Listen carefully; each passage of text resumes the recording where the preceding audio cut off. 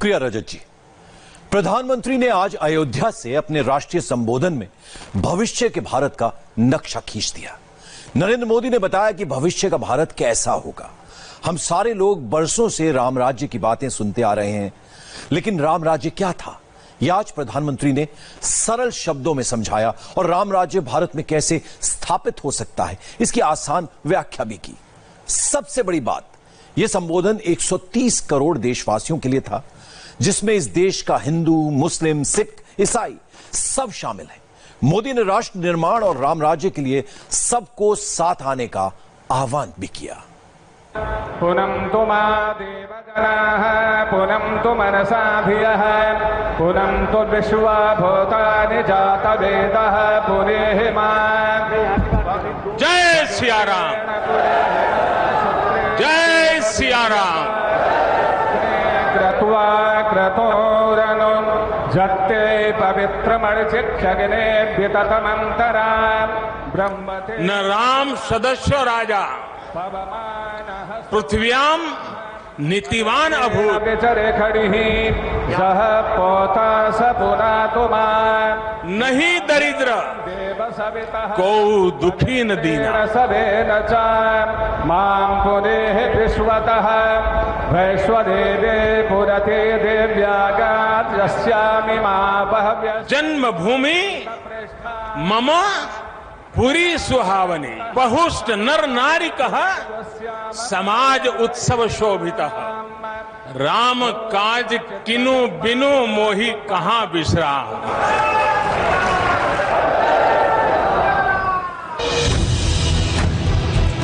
अयोध्या में रामकाज को प्रधानमंत्री ने नया विस्तार दिया, रामकाज को नई व्याख्या दी, रामकाज की अद्भुत आख्या प्रस्तुत की। अयोध्या तो सदियों से राममय है, मगर प्रधानमंत्री की राम जन्मभूमि पर मौजूदगी ने पूरे देश को राममय कर दिया।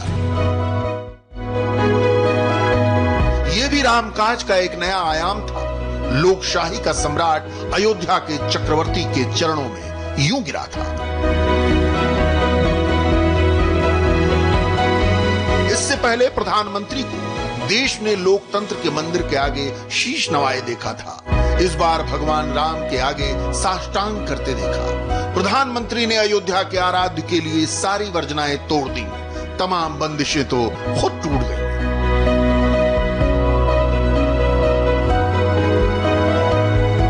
ब्राह्मणेभ्यः शुभमस्तु नित्यं लोकाः समस्ताः। अयोध्या के अभिजित मुहूर्त में काल मंत्रमुग्ध था। नमो गुरुभ्यो गुरुपादुकाभ्यो नमः परेभ्यः परपादुकाभ्यः। सत्ता का अपना विस्तार है तो सीमाएं भी, मगर प्रधानमंत्री ने आज निस्सीम होकर शिला पूजन किया। जानकी जी की, श्री अवध धाम की। राम राज्य की संकल्पना का केंद्र रही अयोध्या की रज भी प्रेरणा है। उस पवित्र माटी को प्रधानमंत्री ने माथे से लगाया, उस पवित्र माटी से तिलक किया। यह तिलक रामकाज को संपूर्ण करने का संकल्प भी है, राष्ट्र निर्माण का संकल्प भी है।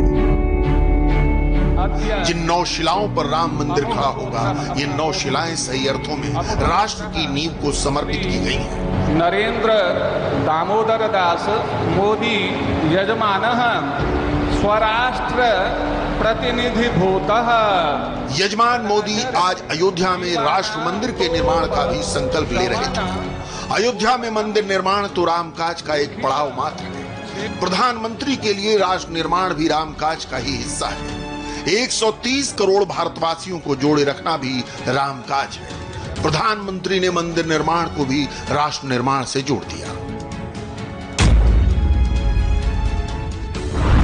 भारत आज भगवान भास्कर के सानिध्य में सरयू के किनारे एक स्वर्णिम अध्याय रच रहा है। कन्याकुमारी से क्षीर भवानी तक,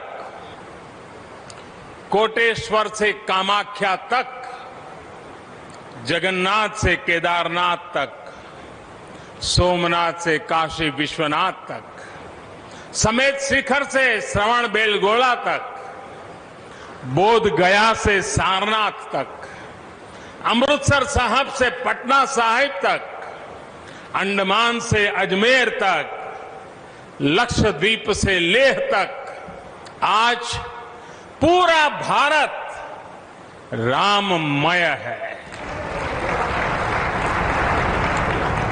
पूरा देश रोमांचित है, हर मन दीपमय है। आज पूरा भारत भावुक है। सदियों का इंतजार आज समाप्त हो रहा है।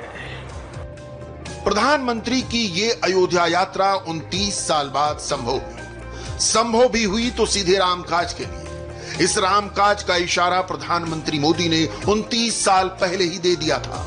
संकल्प था कि मंदिर निर्माण के लिए अयोध्या आऊंगा। मंदिर निर्माण के लिए ही प्रधानमंत्री अयोध्या पहुंचे, कभी कैद में तो कभी टेंट में। व्यतिक्रम से संघर्ष करते रामलला को मुक्ति मिलेगी, भव्य मंदिर बनेगा और शताब्दियों तक याद किया जाएगा। बरसों से टाट और टेंट के नीचे रहे हमारे रामलला के लिए अब एक भव्य मंदिर का निर्माण होगा। टूटना और फिर उठ खड़ा होना सदियों से चल रहे इस व्यतिक्रम से राम जन्मभूमि आज मुक्त हुई है। मेरे साथ एक बार फिर बोलिए, जय सिया राम, जय सिया राम। मुक्त हुई। गौर करिए इस बात पर, प्रधानमंत्री ने आज जय श्री राम का जय घोष नहीं किया, मुट्ठियां भींच कर विजय का उद्घोष नहीं किया। जय सिया राम, जय सिया राम। अपने आराध्य सियाराम की जयकार की, वो भी दिल खोलकर, हाथ फैलाकर। इस रामकाज को प्रधानमंत्री ने अद्भुत वैचारिक आयाम दिया। रामलला की इस मुक्ति की तुलना आजादी के सुखद एहसास से की। रामलला के लिए संघर्ष करने वालों को स्वातंत्र्य वीर जैसा सम्मान दिया। जन्मभूमि के लिए सैकड़ों वर्षों के संघर्ष का पटाक्षेप हुआ। मंदिर निर्माण का आरंभ हुआ। 5 अगस्त की तारीख एक पवित्र प्रतीक बन गई। प्रधानमंत्री की इस तुलना ने देश के हर धर्म और पंथ को साथ लाने का काम किया है। हमारे स्वतंत्रता आंदोलन के समय कई पीढ़ियों ने अपना सब कुछ समर्पित कर दिया था। गुलामी के कालखंड में कोई ऐसा समय नहीं था जब आजादी के लिए आंदोलन न चला हो। 15 अगस्त का दिन उस अथाह तप का, लाखों बलिदानों का प्रतीक है। स्वतंत्रता की उस उत्कंठ इच्छा, उस भावना का प्रतीक है। ठीक उसी तरह राम मंदिर के लिए कई सदियों तक, कई पीढ़ियों ने अखंड, अविरत एक निष्ठ प्रयास किया है। आज का ये दिन उसी तप, त्याग और संकल्प का प्रतीक है। रामकाज में प्रधानमंत्री कितने गहरे रमे हैं, राम उनके भीतर कितने गहरे समाये हैं, इसका अनुमान लगाना हो तो केवल प्रधानमंत्री के अध्ययन को देखिए। उत्तर से दक्षिण तक, पूरब से पश्चिम तक, देश की हर भाषा और पंथ की राम कथा का संदर्भ प्रधानमंत्री के पास है। वो यूं ही नहीं कहते कि राम इस राष्ट्र को जोड़ने वाले नायक हैं, राम इस राष्ट्र के परम तत्व हैं। इसे ही कहते हैं राष्ट्र के रज में, कण कण में और क्षण क्षण में राम बसे हैं। राम मंदिर का अर्थ उनके लिए राष्ट्र मंदिर का ही निर्माण है, क्योंकि इस राष्ट्र का हर मन और जीवन दोनों राम है।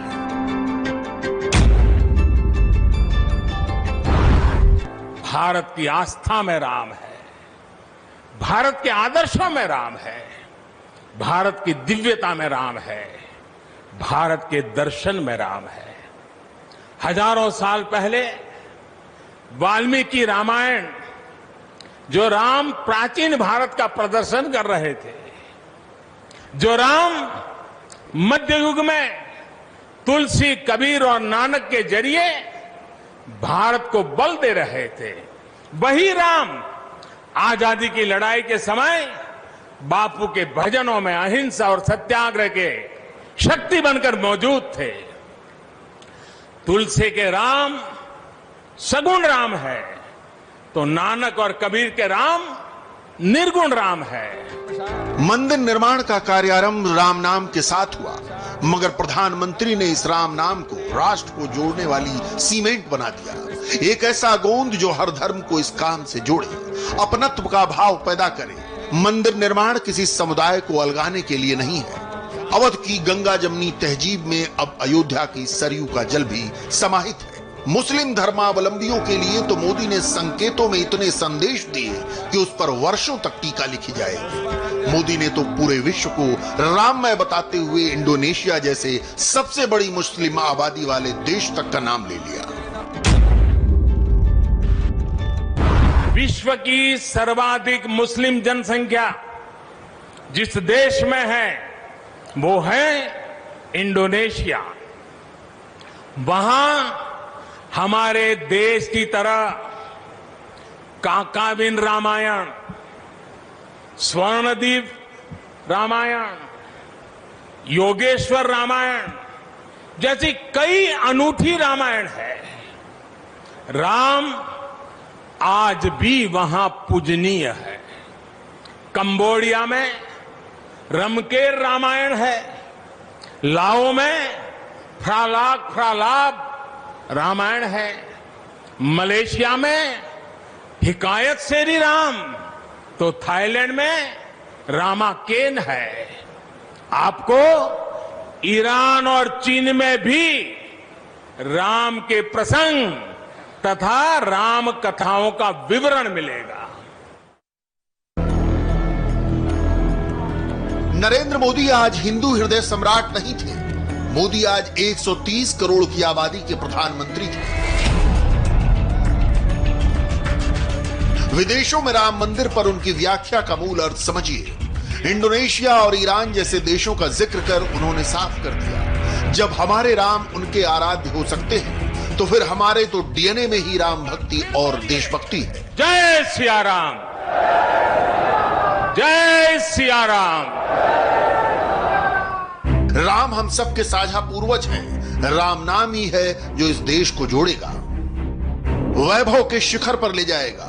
जब राष्ट्र मजबूत होगा तो सब जगह शांति और प्रीति बनी रहेगी। ये संदेश चीन और पाकिस्तान जैसे पड़ोसियों के लिए बहुत साफ है।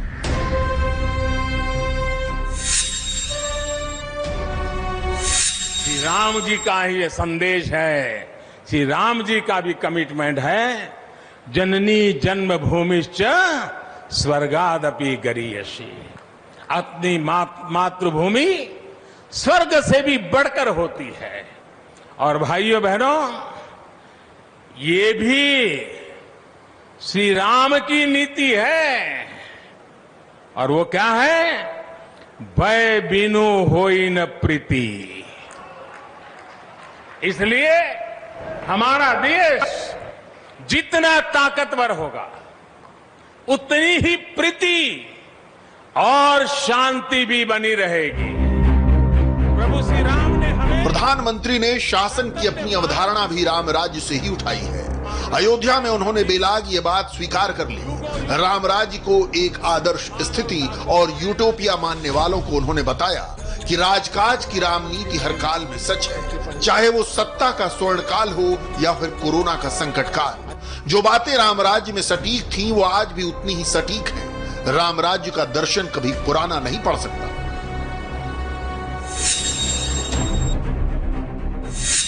शास्त्रों में कहा गया है, न राम सदस्य राजा पृथ्व्याम नीतिवान अभूत। यानी कि पूरी पृथ्वी पर श्री राम के जैसा नीतिवान शासक कभी हुआ ही नहीं। श्री राम की शिक्षा है, नहीं दरिद्र को दुखी न दीना, कोई भी दुखी न हो, गरीब न हो। श्री राम का आदेश है, कश्चित वृद्धांच बालांच वैद्यान मुखान राघव त्रिभिः ऐते बुभूषसे। बुजुर्गों की, बच्चों की, चिकित्सकों की सदैव रक्षा होनी चाहिए। ये कोरोना ने हमको बराबर सिखा दिया है। बहरहाल धर्म धुरंधरों की अयोध्या तो प्रधानमंत्री की आस्था से ही अभिभूत थी। प्रधानमंत्री ने जो किया विधिवत किया। भूमि और शिला पूजन से पहले पवन सुत की इजाजत लेने हनुमानगढ़ी गए।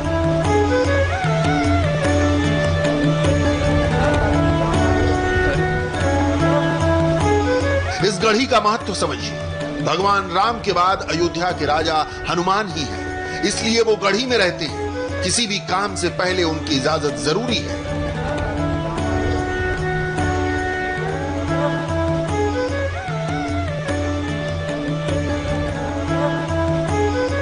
इसके बाद प्रधानमंत्री पूजन के लिए राम जन्मभूमि पहुंचे। सच्चे यजमान की तरह धोती धारण की थी। 15 मिनट पूजन का समय निर्धारित था, मगर बगैर किसी हड़बड़ी के 41 मिनट तक पूजन किया।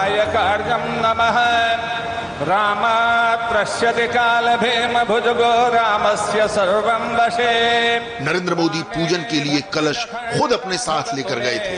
प्रधानमंत्री ने एक रामकाज पूर्ण किया और अगले रामकाज के लिए आगे बढ़ गए। बोलिए कच्छप रूप भगवान की, वराह रूप भगवान की, मत्स्य रूप भगवान की।